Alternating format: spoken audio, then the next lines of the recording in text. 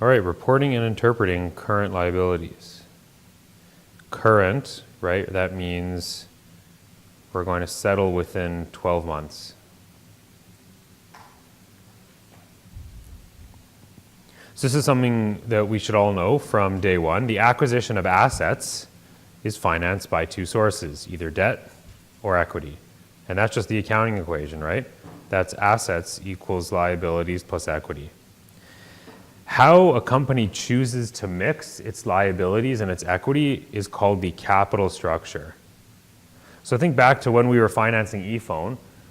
Some of our options were we could go to the bank to get all the money, or we could go to shareholders to get all the money, or we could use a mix, right? And so there's a reason that companies don't go all debt or all equity. But the choice of how they allocate the liabilities and equity is called the capital structure. So debt, from a business's perspective, debt is riskier than equity. Okay, so why would we consider it riskier? What does risk mean? Well, interest is a legal obligation, meaning we are obliged by law to pay the bank when they demand their interest payment, right? Every quarter or every 6 months. The problem is if we don't pay the bank, they can force us into bankruptcy. And bankruptcy is where they take all of our assets and they sell them off at auction for super cheap prices so that they can get made whole and we get the scraps, right? You might have heard in the news, Sears is undergoing restructuring, which is sort of fancy legal term for bankruptcy because no one shops there anymore, right? They owe money. They owe money to suppliers. They probably have some bank debt. They owe money to their employees, and there's not enough money to pay everybody, right? So when you have these legal obligations, the risk is that your company goes under. Remember, equity holders, shareholders cannot force bankruptcy. The company is not obliged to pay dividends, right? It's a nice to have. There's no legal obligation to pay the dividend, meaning if the company runs into financial difficulty, we as shareholders, we're the first ones to suffer because we'll stop getting our dividends. That means the share price is going to go down, right? If you're the bank, they might still be getting paid all their interest and principal, and the value of their debt might not have changed, right? As long as there's enough cash to keep them afloat, we're the first ones to feel the pain. But from a business perspective, debt bears higher risk than equity.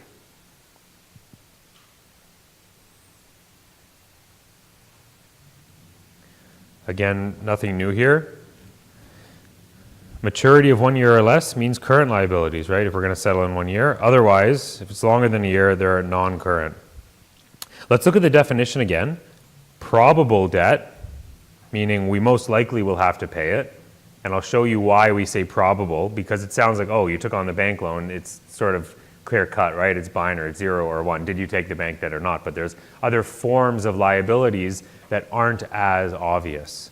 Okay, so probable debts or obligations that result from a past transaction, right? Something has to have happened in the past, which will be paid with assets or services. So an example of paying a debt with a service is your deferred revenue. An example of paying with an asset is you pay with cash, right? You settle the bank debt in cash. We've seen this before. I'm not going to go over the quick ratio.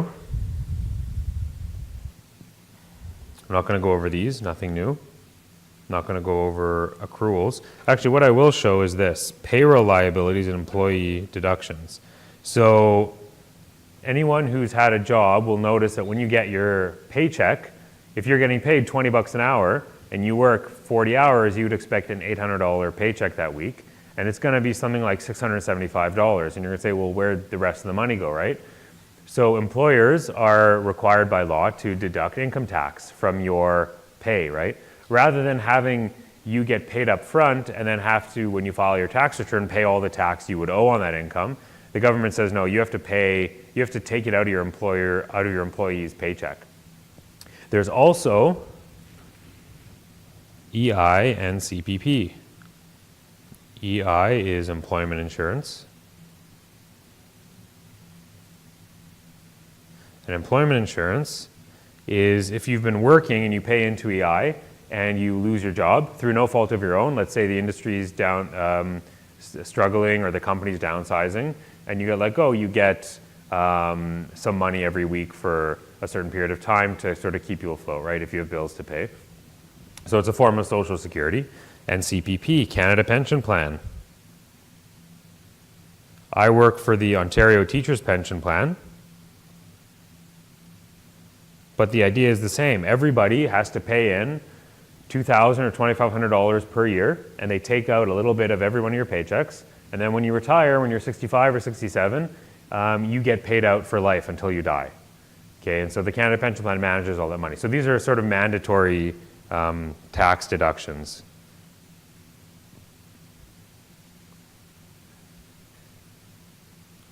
So you would have, and this is sort of for your own personal benefit, you'd have your gross pay, so that might be your $20 per hour times your 40-hour work week equals $800 per week gross. And then you have to pay all of this stuff, employment insurance, and that gets you to your net pay. We've seen the trade payables turnover ratio. Nothing new here. All right, so now we're moving into some of the advanced concepts. We're going to start with what's called the note payable, and you guys have seen this before. We've seen bank debt and notes payable.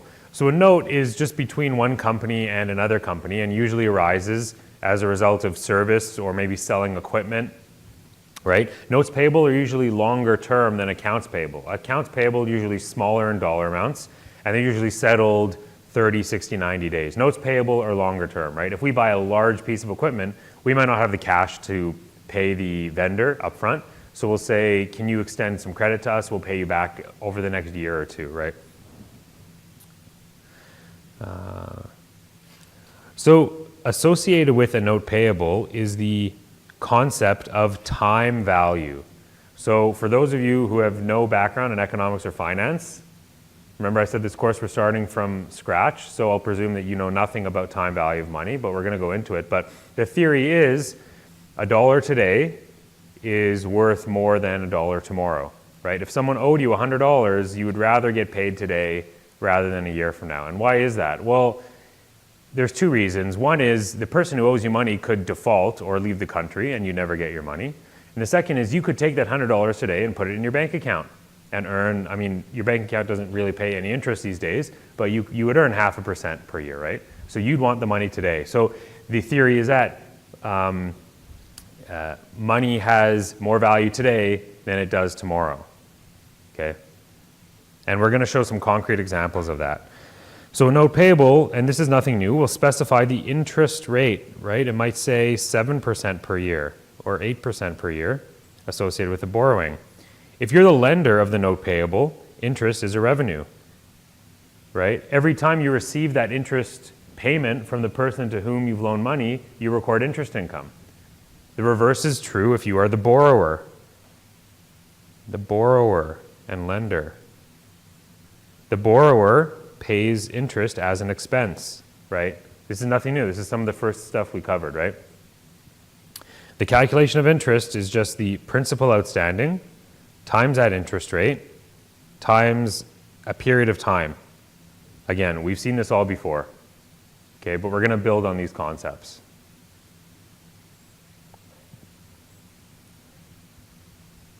As an example, ePhone borrows 100 grand for 2 months at an interest rate of 12% annual, meaning 1 year. Compute the interest on the note for the loan period.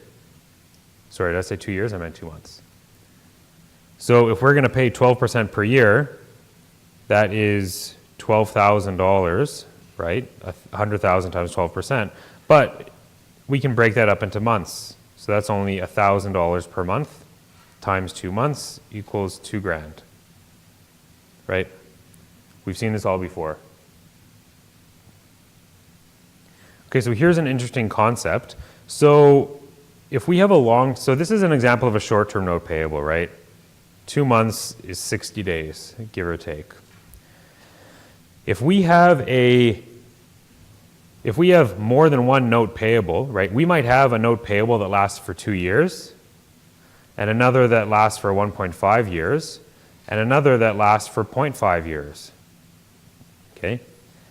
Any portion of a note payable, or a note payable itself, that is due within the year is considered current. So what would be the current note? If we have three note payables here, 1, 2, and 3, the current note payable would be this one, right? But we have these two other notes payable. Those are long-term. So you will see notes payable on both the current liabilities side of the liabilities when you're looking at the statement of financial position, but also under non-current, right? It just depends on the classification of how long it'll take to pay them. The other way to look at it, so the example here is there's 3 different separate notes. You might have one note that has a 2-year maturity, but the lender might say you have to pay interest and principal every 6 months. Okay, so by the end of the 2-year period, you will have fully paid this. But rather than saying pay the full $100,000 at the end of the 2 years, it's pay 25 grand every 6 months in principal, such that by the end of the 2 years, you're fully paid off. In that case, how much of the note are we going to have due in the next year? 50 grand, right? Half of it. So we would actually split that note payable with 50 grand of short-term, current, and 50 grand of long-term, non-current. Okay, so the legal structure isn't as important on the note payable, even if it's a 100-year note payable, right? To the extent you're paying principal on that note in the next 12 months, that portion, that amount has to be classified as current, and the remaining portion is non-current. Even if it's only one instrument, even if it's only one legal note, you can split it up for accounting purposes. We've seen deferred revenues before. I'm not going to go over those. All right, so a provision. Provisions reported as liabilities. So a provision is where there's a liability, but either the amount or the timing is uncertain. So we might not know how much we're actually going to have to pay, or we don't know when we'll have to pay it. The great thing about bank debt or a note is that everything's specified, right? It says the amount you'll have to pay, the interest rate, when it's due, right? Your bank debt comes with a 200-page legal document where every possible contingency is thought of. There's no uncertainty. There's other liabilities that exist from an economic perspective where you're not really sure how much of the amount or what the amount will be or when it'll have to be paid. So the accounting rules say provision must be recognized as a liability, meaning you're going to credit a liability, when the following conditions are met. The entity has a present obligation as a result of a past event. Okay, so something happened in the past that might give rise to a liability in the future. And we'll go down to examples down here. It's probable that cash or other assets will be required to settle this obligation. Probable meaning more likely than not. Now, that probably doesn't satisfy a lot of us who are more quantitative, math-oriented people who want a number, right? But it's hard to say. Right? What is the probability that the sun will rise tomorrow? 100%. Right? What's the probability that the sun won't rise tomorrow? 0%. Those are certainties. But in the world of economics and finance, things become a lot less certain. What's the probability that this company will go bankrupt in the next 3 years? Not really sure. Maybe 60% chance or 40% chance, right? Who knows? There's a lot of uncertainty in finance and economics, and it's not. Think about environmental damage, right? What's the probability that BP will have to pay $10 billion to clean up the oil spill? Well, back when they spilled all the oil in the ocean, who knew, right? We didn't know the extent of damage. Who knew if BP would be held liable, right? It's an uncertainty. Something happened in the past, the oil spill, but the amount or timing was uncertain. And a reliable estimate can be made of the obligation, meaning you have to be able to measure it somehow. Okay, you can't just throw darts at the board. There has to be some way to quantify how much you would owe. So what are some examples of these provisions? Warranties, and we're going to go into warranties next. Legal and tax disputes. Legal dispute, think of BP. Think of one company suing another. Think of Apple suing Google for design of the phones, right? Where Apple tried to patent a curve They said you can't have a curved border. That's an Apple patent. So if you're a Google, how do you know if you're going to have to pay $100 million under this lawsuit? You're being sued. You produced a phone, so maybe that's the past event, but who knows, right? Closing of stores or restructuring. So what's a warranty? So almost any electronic you buy comes with a warranty. Laptops, TVs, shoes maybe. They might say if you buy a waterproof shoe and it leaks in the first 6 months, then you can go back and get a new pair, right? The warranty is just a promise by the manufacturer to reimburse the buyer if there's a manufacturer's defect, right? So manufacturers, you think, why would they do that? Well, it shows good faith. And if your choice is between two laptops, they're identical, but for one has a warranty, the other doesn't, you'll probably take the one with a warranty, right? Warranties represent an uncertain liability to the manufacturer. So why is it uncertain? Because you don't know how many manufacturer's defects there are in your phones or in your laptops, right? Why would you produce a laptop that you know has a defect in it if you're just going to have to pay for it?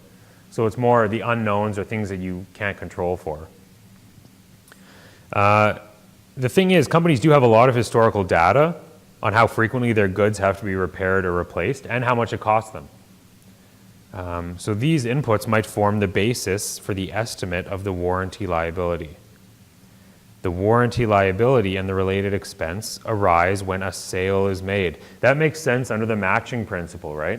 Remember the matching principle, you have to recognize all costs incurred to earn the revenue. If you're providing a warranty to a customer when you sell that laptop to them or the phone to them, you also have to recognize an expense because you know that for every 1,000 laptops you sell, one of them is going to be returned to you that's completely defective. And that's going to cost you, right? You're going to have to scrap all the parts. You're going to have a sales representative contact the person. You know, there's costs involved in product returns and repairs.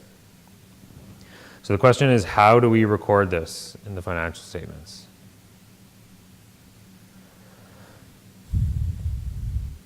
The matching process, as I just said, requires recognition of the estimated provision in the same period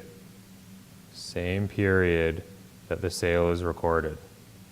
So if, for example, ePhone sells 1,000 phones for $500 each during 2015, each phone comes with a 2-year warranty, and we know based on past experience that warranty costs are $30 per phone. That doesn't mean that every phone is going to be returned, right? That all 1,000 phones are going to be returned. It's going to cost us $30 per phone. All it means is that in a batch of 1,000 phones, there's going to be, a $30,000 warranty expense. That might only be on a handful of phones, right? But you don't know which ones.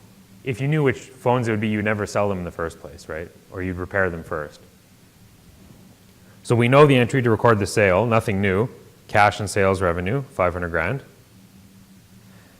At the same time, we record this journal entry, okay?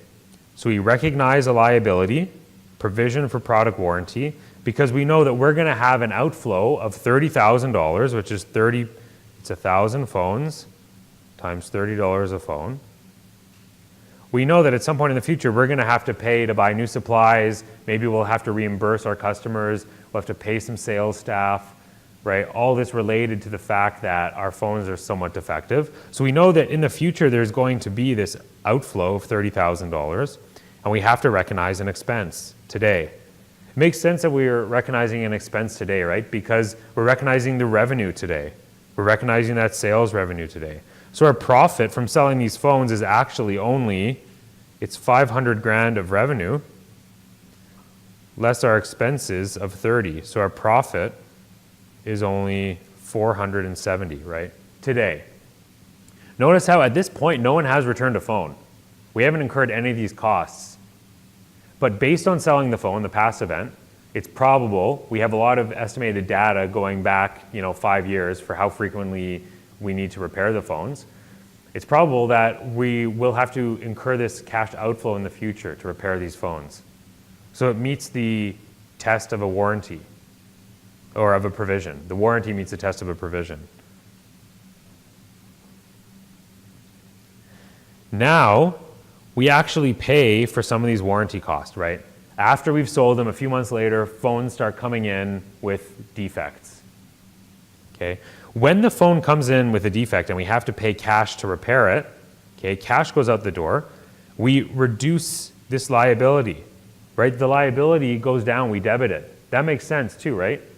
If we expect that throughout that 1,000 phone product run, we're going to need to incur 30 grand of costs. We've already incurred 3,500 of costs. Our remaining costs from that product run are 26.5 grand, right? Notice how we're not expensing it when we pay the cash. We expense it when we make the sale. Now that matters if we're making sales in December and the warranty claims don't come in until February, right? If our year end is the end of December. Because now we're recognizing the revenue and expense and the liability in one period, and the cash outflow happens in the next period.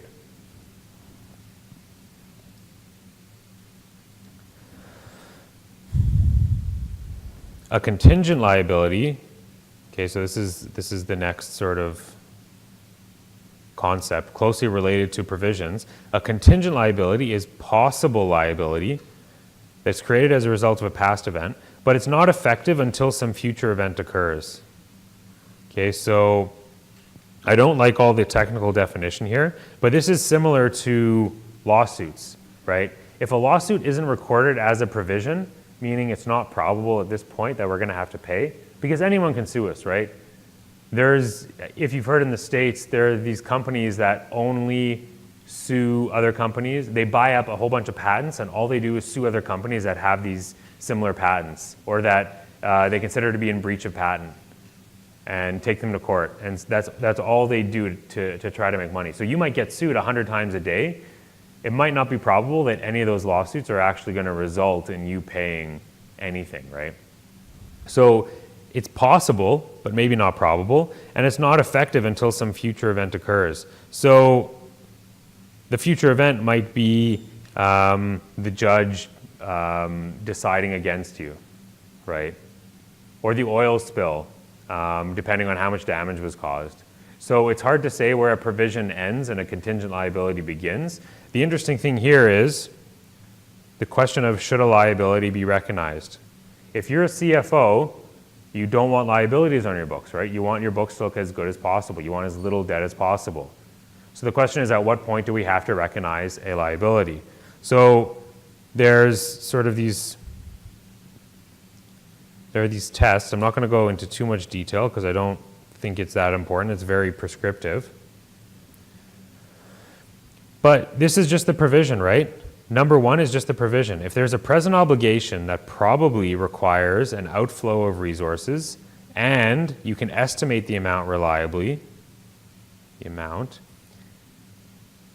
then the provision is recognized, okay? If you don't know how much you're going to have to pay, you don't record the provision. No need to record a provision. But you have to disclose it in the financial statements. So it doesn't get recorded as a liability. So you can see very quickly how this becomes convoluted. What does it mean to be able to estimate reliably the amount of the liability? Who knows how much damage BP caused? What if 20 years from now they find, oh, it actually destroyed all the coral reef in the world, right? And that's a $50 billion liability. But who knew at that time, right? There's other tests, right? What if there's a present obligation or possible obligation that may, but probably will not require an outflow? So that's less likely, right? Remember how probable means more likely than not? Less likely than not. This is maybe below 50%. You don't need to recognize anything. There's a present obligation or possible obligation where the likelihood of an outflow is remote. And so that's kind of like very minor. There's a 1% chance we have to pay this liability. So you can see it sort of depends on your level of certainty of will this company have to pay to settle this lawsuit, or how much will BP have to pay to settle this, the environmental damage. Okay, working capital, nothing new. That's current assets less current liabilities. Cash flows, nothing new here. This was tested on the midterm. You don't need to know deferred income taxes, okay?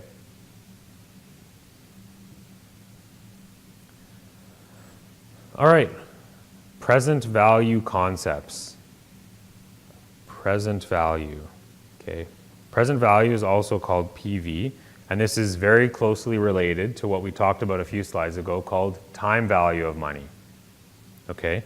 So $1,000 invested today at 10% in 5 years will be worth $1,610.51. So how did you get there? It's more than just 1,000 times 10%, because that is $100, right? If I take $100 times 5 years, that's $500. Here, I'm worth $610. So where did that extra $110 come from? That's what we call compounding, okay? This is why they say you should start saving for retirement when you're young, because you get the impact of compounding. What happens is this investor invested $1,000 and earned 10%. He earned $100 in year one, right? He earned $100. He then put that $100 back in the bank account, and now the bank account was worth, so if we add that 1,000, the bank account was now worth $1,100. And that earned 10%. Now the interest paid that year is 110 as opposed to just 100. You earned 10 additional dollars of interest, which is the interest on the interest you were paid last year, right? So this is exponential, right? If you were to graph this, here's my little graph, you get paid like this. It's not just a straight line. In 25 years, it's worth $10,834. So you can see the impact of compounding. If you were to just take that $100 per year times 25 years, how much is that? 25 years at $100, that's only $2,500, right? And in this case, instead of having, you'd have $3,500. Instead of having $3,500, you have $10,834, right? So you multiplied your money by 10 times in 25 years. So that's how compounding works generally. And that's why any piece of financial advice you hear will be start saving when you're young, because you get to reinvest that income, right? The interest income. Now this only works if you don't take the money out, if you leave the money in the bank account. If you take out the $100 every year, then of course you don't earn interest on it. So money grows over time because it can earn interest. So present value is closely related to the concept of future value, where present value is the value today. The future value is just the value tomorrow. Ran out of room here. Tomorrow. So in finance terms, we would say the present value of $10,835 in 25 years is $1,000. Conversely, we'd say the future value of $1,000 in 25 years is $10,835. Okay? All we're doing is saying how much will this money grow to, assuming we earn 10% per year and we invest it for a certain amount of time. Okay, this works the exact same as the money in your bank account earning a bit of interest. It works the same as your credit card charging you interest, right? If you don't pay, they charge you 20% per year. If you don't pay for a whole year, let's say you had a $1,000 balance and you don't pay interest on your, or any of the payments on your credit card for a whole year, your balance next year is going to be $1,200. And then they charge you 20% on that, right? That's why people say it's very challenging to get out of credit card debt, because the interest rate is so high that even if you start paying off some of it, you're still actually paying interest on the interest, right? And it starts compounding. So is everybody okay with this basic concept of present value?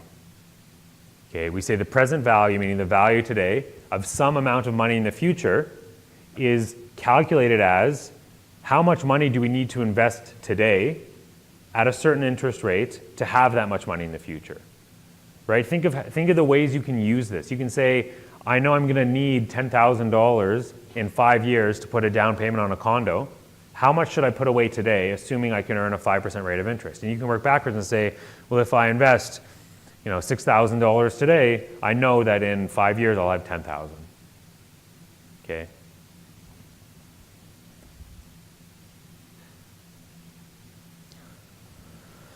So this is a mathematical function of 4 variables. So if you have 3 of these 4 variables, you can solve for the 4th. Okay, if you know the value today and the interest rate and the time period, you can calculate what the value in the future will be. If you have the value today and the value in the future and the interest rate, you can calculate the time period. How much time is needed earning a 10% rate of interest for $1,000 to turn into $10,000? And you would calculate this 25 years. You can work out the rate of interest. You can say, what rate of interest do I need to earn if I want to invest $1,000 today for 25 years such that I'll have $10,835 in 10 years? And you can work it out and you'll find out that it's 10%.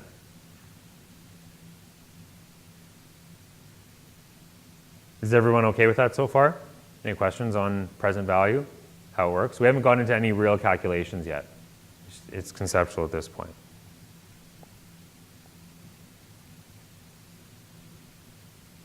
Okay, so going back to this example, notice how we're saying $1,000 invested today, okay? We're not putting any more money into this bank account. This is just if you let that bank account sit for 10 years and it earned 10% interest, it would eventually become $10,835, okay? You're not touching that money, you're not putting any money in. So this is called a single sum or a lump sum or a single payment, okay? The other way you can think about present value is what's called an annuity. An annuity is not only do you put in $1,000 today, but every year you put in another 1,000. So not only do you have the compounding effect of the original 1,000, but next year you're putting in another 1,000. So you're starting with 2,100, and then that compounds. And then you're going to have 3,300 something to start. You're going to invest another 1,000. Now you're starting with 4,000. So you can see it builds much, much more quickly than just your single sum, right? Which makes sense. If you're putting $1,000 into a bank account every year, you would expect to have more money than just if you put $1,000 once and left it. Okay. The term for this is an annuity, okay, versus a single payment. They're very closely related concepts. The only difference is the annuity happens on a recurring basis. The money is put in at a given period of time. The important thing with an annuity, from a mathematical perspective, based on how the formula works, is that it's the same amount every time. So your annuity formula, which I'll get to, won't work if you're putting in $500 one year, $100 the next year, $2,000 the year after. Okay, the annuity formula is simple, that it presumes it'll be the same amount invested every time period, and the time period doesn't change, or the investment period. Meaning the annuity happens, or the payment for the annuity happens every year, or every 6 months. But it doesn't change. It doesn't go from 6 months to 12 months, 8 months. It's not like you're putting in money whenever you have the excess cash. It's very strict. At the beginning of the year, there's $1,000 put in. Okay, so it's a bit of a rigid formula, or the assumptions around it. You can model, in Excel, it's not hard to model cash flows coming in at odd times, but the annuity assumes that the same amount is invested at the same time period. Every year, month, day, whatever it is.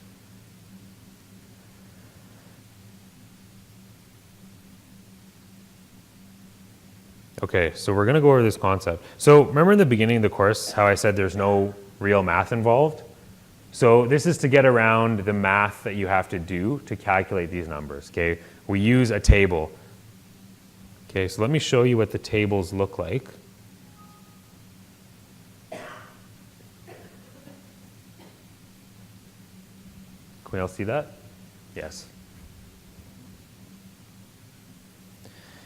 This is what's called a present value table, and it looks really big, but it's not. You just have to understand how to read it. Okay? Along the y-axis here, we have period. Notice how that's not year, right? The period can be anything. It can be a day, a month, half a year, okay? And then we have the interest rate along the top, and that interest rate is the periodic interest rate, not the annual interest rate. So if I said 10% per year, you might think, okay, well, that's the same as 2 periods per year at 5%, right? Or 12 periods per year at 1 over 12 interest, or 1 over 10%, 10 over 12% interest. Now that it doesn't go this small, but you have to align the x, the interest rate, with the y, the period. So let's understand how to read this. Okay. The present value of $1, and let's go back to this. Why don't we use this example actually, because I'll prove that it works. This is a present value table. It tells you what the value today is of some money to be received in the future. Okay, so remember, we need 3 of the 4 components in this formula. We need, in this case, it's asking for the present value. What is the present value? So that means we have to be given the future value, the interest rate, and the number of periods. Okay, so in this case, if I were to say, what is the present value of $10,835 to be received in 25 years at a 10% interest rate? Oh, that's embarrassing. This table doesn't go up to 25. So here's what I'll do. I'll work backwards.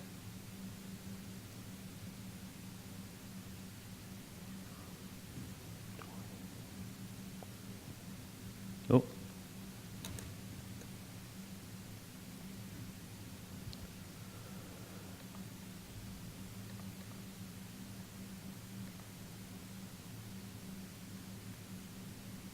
Okay. If I were to say, I hope this works.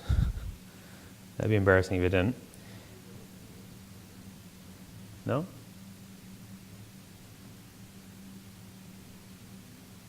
If I were to say, what is the present value of 6,000, oh, I can't write on this. Sorry, guys.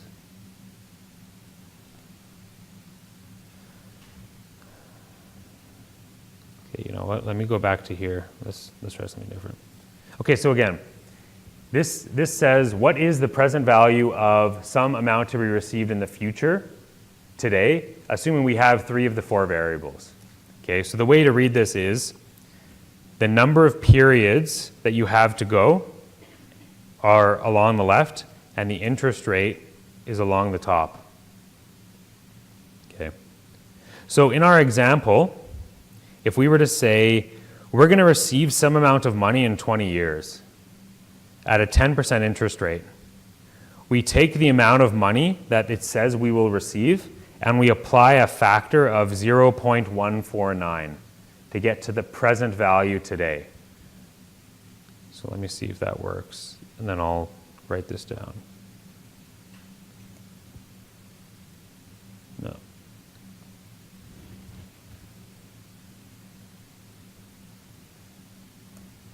Yeah, okay, there you go.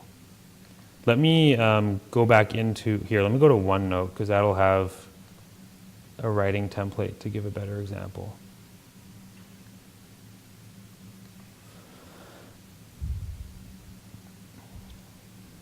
Okay. This is going to be our present value example. So the question is, what is the present value, the value today, of I'm going to cheat here a little bit, of $6,711 received in 20 years at an interest rate of 10%. So if you were to see this question on the midterm, you need to be able to pick out the relevant pieces of information and understand what's being asked of you. What is the present value? Meaning present value is our X, right? Of $6,711 received in 20 years. That sounds to me like the future value. Number of years is the period, and the interest rate is 10%. This is also asking, how much money do you need to invest today in your savings account such that you will have $6,711 20 years from now? Okay, so if you were given this question, you would go to your present value table and you would look up the periods. You have 20 periods, and then you'd go to your interest rate, 10% interest, 0.149. So you know that you only need to invest 0.149 of the future value today to have that future value. And so, I mean, of course, it's going to work because I just sort of cheated with it, but I'll prove it out another way to you. 0.149, 999.939. So on a midterm, you will not, or on the final, you will not lose marks if you show 999 because it's clear that you understand how to apply this. So how can we prove this? I've just sort of told you, go to this table and you'll be fine. Look up here, okay? This is the actual mathematics. The present value of $1 is 1 plus I, where I is the interest rate, to the negative n, where n is the number of periods.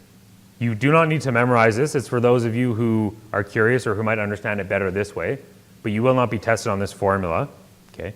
A negative exponent just means the reciprocal, right? So that's the same as 1 over 1 plus I to the n. So I will prove to you that 6711 divided by 1 plus 0.1, which is our interest rate, to the 20, 997. We'll call it 1,000. That's only because I'm rounding. If I put the actual, it was 67 something something, we would have got right to 1,000. What's actually happening here, let me show you a graphical representation, and you can prove this out yourself if you really want to, but if we start with, here I'm going to have y1, y2, y3, y4, y5. Okay, if we start with $1,000, after year 1, it's worth $1,100. After 2 years, it's worth $1,100 times 10%, which is $1,210. The next year, it's worth $1,331. You can see how this is building, right? And I'll we'll use the 5-year example in our present value table to prove this is right. Times 1.1, we end up with $1,464. What if this question said, okay, let's rephrase this question. What is the future value of $1,000 invested today for 5 years at an interest rate of 10%? Well, you could run this, you could sort of write down each of these calculations and get to 1464, or you could follow this methodology here. Okay, you know that if you take $1,000 times 1.1 to the 5, oh, did I screw something up?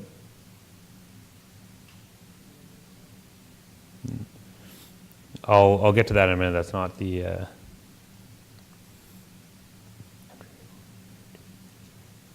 So here's my problem. I only grew it 4 years, right? I actually did 1, 2, 3, 4. Okay, and that's because this isn't actually year 1. This is technically year 0 because we're investing today at the beginning of the year. So we're going to do year 1, year 2, year 3, year 4, year 5. We need to grow this once more. Okay. 1464 times 1.1 is 1610. Okay. Let me just expand on that a little bit. Here is a timeline. Okay. This is going to be January 1, and this is going to be December 31. This is going to be year 5, and this is going to be today. Okay. We invest today, and it takes a whole year before we get paid interest, right? So our investment today is called year 0. You have to make sure that you're growing 5 times because this is year 1 and this is year 0. And then you have year 2, year 3, year 4, and this is year 5, the end of year 5, right? You have 5 periods over which your interest grows. Okay, so going back to this example, I said if you just took $1,000 and you grew it by 10%, leaving the money in the bank account and you grew it by 10% per year, at the end of 5 years, you'll have 1610. So how can we prove this? Well, let's go to our period table or our present value table. 5 periods at 10% is 0.621. Now, look at how this formula is set up. The present value of $1. So you actually need to start with your future value, the present value of a future value. It's saying if your future value is $1, what is the present value? So to reverse that, you need to, here I can show it mathematically for you. But if the where am I here? If the present value equals the future value divided by 1 plus I to the n, right, then you can just move this term up here. Oh, sorry. Yeah. So the present value times 1 plus I to the n equals your future value. Okay. So what we actually need to do here is divide by, because we're starting with $1,000 and we want to know what's it going to be in 5 years, we would divide by this factor, by this 5 years at 10% is 0.621. So if I go $1,000 divided by 0.621, we get to 1610, right?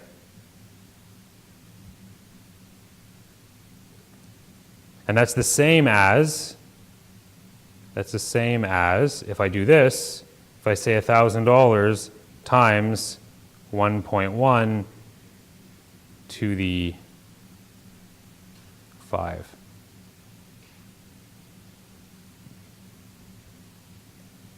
$1610. Notice how all of these methods get us to the same answer. The important thing to note is how to use this table. Okay. Let me ask you something. On this table, do you see anything that is above 1? No. Mathematically, it doesn't make sense as long as interest rates are positive. If the interest rate is positive, it's not possible to have a present value which is greater than the future value, right? Would you pay $1,000 in your bank account if it was going to be worth $900 tomorrow? That doesn't make sense, right? So when you're doing this as a sense check for yourself, try to think of what the question is asking and say, if it's asking for a future value, it better be bigger than the present value.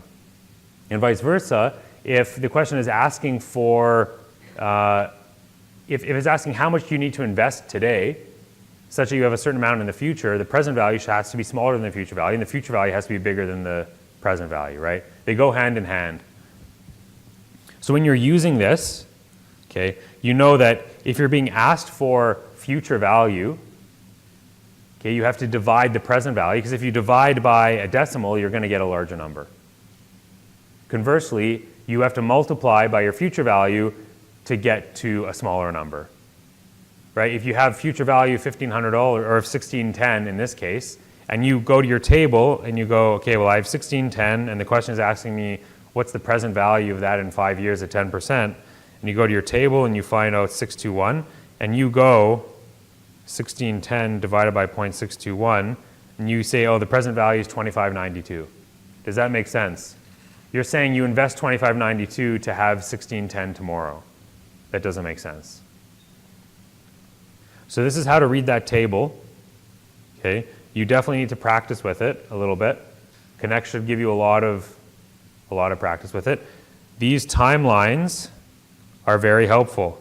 Think of where you are today, and you have to be able to read the question appropriately. What is the present value? Okay, it could also ask, what is the future value? Just think, present value must always be smaller than future value, and future value must always be greater than present value. Okay, you do not need to memorize the formula here, or this formula. Okay, you do not need to build this out every year because it'll take you way too long and the probability of error increases drastically. Okay, all you need to know is how to read this table. You can check your work if you have enough time, if you're calculating. If you keep getting the answer wrong, I would sincerely recommend doing what I just did, and saying, okay, if you start with $1,000 and it grows for how many years, how much should you have? And if you're using the table wrong and it's giving you the wrong answer, this will help you understand why. Okay, you will get a copy of these tables on the final exam, of course. It'll be attached to the back and you can use it as reference. Okay. The expectation is that you will use this table. The expectation is not that you will have to use the formula. Okay, you will not be asked about this formula. You do not need to memorize it. If you like this formula better than the table, then so be it. If you don't like using the factors, then that's okay.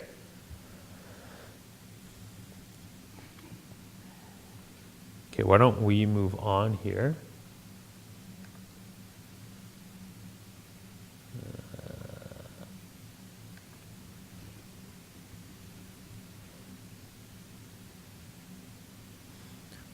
So I guess, how do you guys feel about that so far? Does that make sense? Is it a little bit, it's a little conceptually challenging the first time you look at it. But the reason I use the example of a bank account is because that's actually how it works. And bank accounts are something that everybody is familiar with, right? So just think of your own bank account. Think of if you invested money today, you should have more in the future, right? It's just a question of how much more, what that number will be.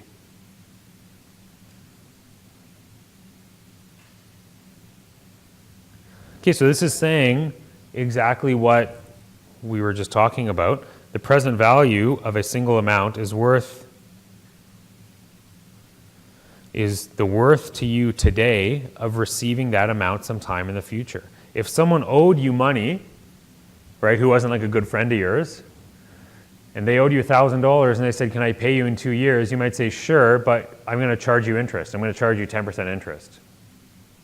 So that they'll owe you, what is that, 1210 instead of just 1,000, right? You're indifferent. You say, sure, it's worth 1,000 to me today or 1210 in 2 years, and you're earning your 10% interest, right? You might be happy to earn that 10% rate of interest. That person might be very trustworthy. They're not going to leave the country. They're going to pay you. You're earning 10% interest better than what your bank is paying you, right?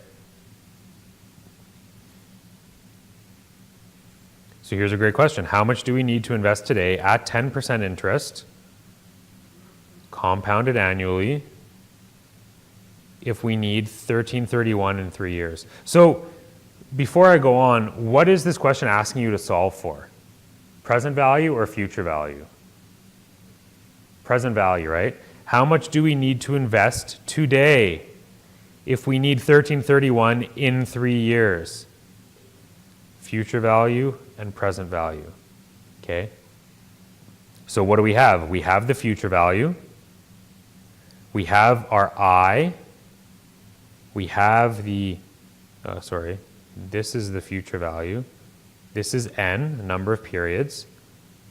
How much do we need to invest today for 1331 in 3 years? Well, it should certainly be less than 1331, right? If one of these answers was 1500, you know right away it's wrong. Okay. If you were to go to the present value table, you would see that on the left-hand side, you would go down to 3 years, and you'd go across to 10%, and you see the factor of 0.7513. If you take the future value factor times 0.7513, that gets you to $1,000. So again, the reason why we're multiplying is the PV equals the future value times 1 plus I to the N. That's the formula that it gives you, but the factor is actually 1 over 1 plus I to the N. So you could look at this as Y, we'll call it Y a variable, and the PV equals future value times some variable Y. And that Y is actually 1 over 1 plus I to the N. So you don't actually need to do the division if it gives you the factor. Okay, so that was present value of a single sum. That's $1,000 invested today. You let it sit in the bank account. You don't touch it. Great. The annuity is similar concept, but as I said, there's a consistent stream of payments. Not just interest, there's principal. So you're actually investing $1,000 every year into that bank account, right? You're saving for retirement or for a car or for a house, right? So you're putting aside some money every year.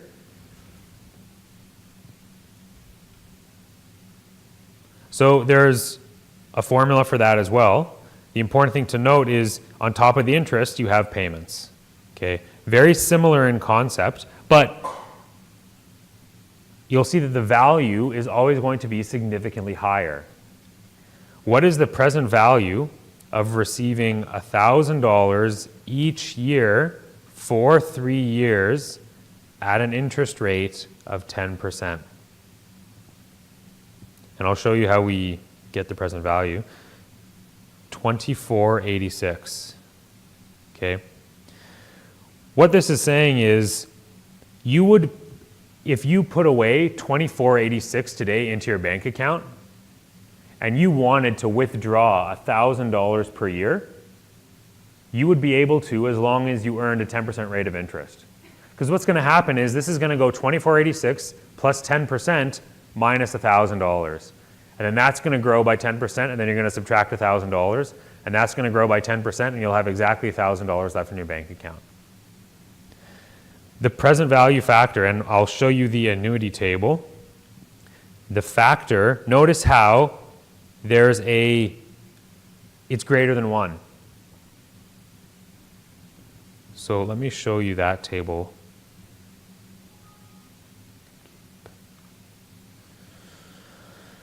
So down here, we have the annuity table. Now, the reason I tell you not to memorize is because would you want to interpret this formula on a midterm? I don't even know where you begin, right? Like I didn't do even this formula, it's not that easy to read, and it's really not that pleasant to calculate, and it's really easy to make a mistake. So again, you're not expected to know this formula. It'll work. And this is far easier to read on the left-hand side than this on the right-hand side.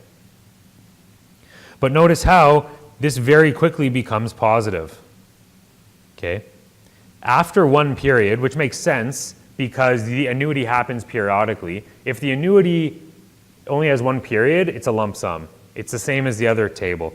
Once you have more than one period, not only are you worth the original investment, but you're worth all the future investments.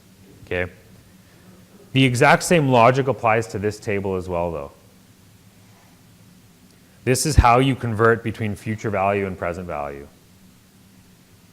Again, the present value will always be less than the future value. So if you calculate a present value that is greater than the future value, you know you've applied your factor wrong. You can actually work this out the same way that we worked out this. You just need to keep track of the balance and it becomes a little bit cumbersome. Okay? So what is the key to identifying? This is really frustrating because I can't go back to, this is an old version of PowerPoint, so I can't go back to the current slides, so I have to just click through. But what's the key to identifying if you're talking about a lump sum versus an annuity? So it becomes a bit of a word problem, right? You have to be able to understand that it's saying you will be receiving or you will be paying a certain amount every period, the same amount every period, as opposed to just putting money away today and letting it sit. So it's important to interpret the question appropriately. I promise you I will not get tricky with wording, okay, because it's really easy to make this very complicated. The wording will be very similar to what you see in the slides, okay? But notice here, the thing that gave this away as an annuity was this, each year. Receiving $1,000 each year for 3 years. Not just receiving $1,000 today, or rather receiving $1,000 in 3 years. It's $1,000 each year for 3 years. If you think about what's happening, just think about your own bank account. Okay. Now, the thing is, it doesn't need to be receiving money, it can be paying money. That's the beautiful thing about this, and it doesn't need to be present value, it can be future value.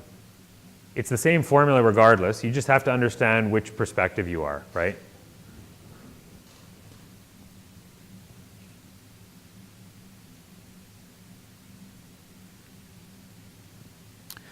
Okay, so how does this apply to accounting? So let's look at an example. On January 1st, 2014, we will call this year 0. ePhone bought some new phone manufacturing equipment. The company signed a note agreeing to pay $200,000 on December 31st, 2015. Okay, that is year 2. Okay. The market rate of interest for this note is 12%. So I don't like the way they've worded this question, but what they're saying is you're actually not paying interest on this at all. What's happening is the vendor is saying, yeah, pay me in 2 years, pay me $200,000 in 2 years, and we're fine. What's effectively happening is we've only paid $159,440 for this equipment. And that's because we don't have to pay the $200,000 today. We pay the $200,000 2 years from now. Meaning we could invest $160,000 today at a 12% rate of interest and have it be worth $200,000 2 years from now. So what you do in this problem, and I'll show you, we're going to do more examples of this so it should become clearer, but you would go to your PV table and you'd say I is 12, N is 2, your factor is 0.79720. And you know the future value because this is what we're going to pay in 2 years. This is the same as saying how much do you need to invest today to have $200,000 tomorrow? Or let's say someone owed you $159,000. You would be indifferent as an investor to receiving the $159,000 today or receiving $200,000 2 years from now because you're earning 12% interest, right? You're getting paid for that, for the delay, for the time value of money. So the reason why the present value is important here, and I'll go back to that, is because notice the journal entry we use to record the asset. We're not debiting the asset for $200,000. We debit the asset for $159,000, and we credit the note payable for $159,000. We're not saying this asset is worth $200,000. We're saying it's worth $159,000. At the end of the year, we have to record interest expense. Notice how, okay, so first of all, to calculate that interest expense, we know that if we take 159, multiply it by 12%, multiply that by 12% again, we know we're going to get to 200,000, right? Now that makes sense because on December 31st, we're going to have to pay the $200,000. So our books should reflect the $200,000 liability. In fact, as we get closer to that date, the liability increases in value, right? It goes from 159 to 200. And every year we have to record the interest expense on that. So we debit interest expense. The credit isn't to cash because we're not actually paying the cash yet. The credit is to the note payable. At the end of year 2, we book another interest expense entry. Same logic, except now the liability has grown the same way your bank account has grown, right? The 12% interest on that, if you owed 159 grand of credit card debt in year 1, and they charge you 19 grand of interest in year 2 and you didn't make any payments on it, now you're gonna have to pay 12% on that total. So now you're paying 21 grand of interest. That also increases the balance of the notes payable, and then we pay the note payable. Notice how the note payable is 200. This is 2 years later, okay? I just want to go back to this market rate of interest. What does the market rate of interest mean? This is just the rate of interest that would be charged by an independent party, so a bank or an investor, to borrow money based on ePhone's risk profile, okay? And I'm going to go into this later. Just think, if you're a riskier company, that means there's more likelihood you're going to go out of business.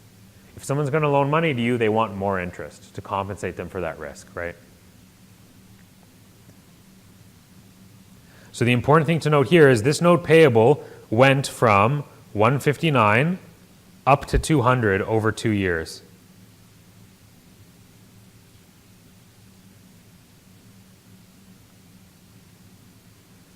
So this is it's effectively the same thing we've been looking at, it's just future value. So I'm not really, I don't think I need to go into too much detail, but if we invest $1,000 today, earning 10% interest, compounded annually, how much will it be worth in 3 years? We saw the inverse of this question just a few slides ago, but you should all know that it's 1331. You can sort of cross off some of these answers, right? You know it's not going to be worth 1,000, that doesn't make sense. These all look a little small for 3 years of interest. But you could go to your present value table and calculate this.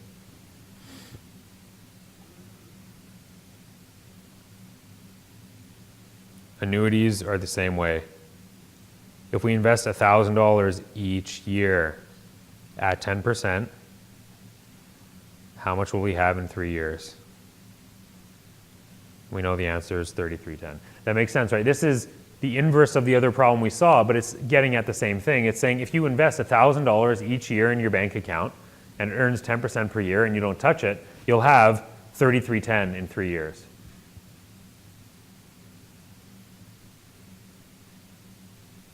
So that's the end of chapter 10. We'll take a break. We'll do 10 minutes and then we'll be back for chapter 11, which will build on these concepts. If you're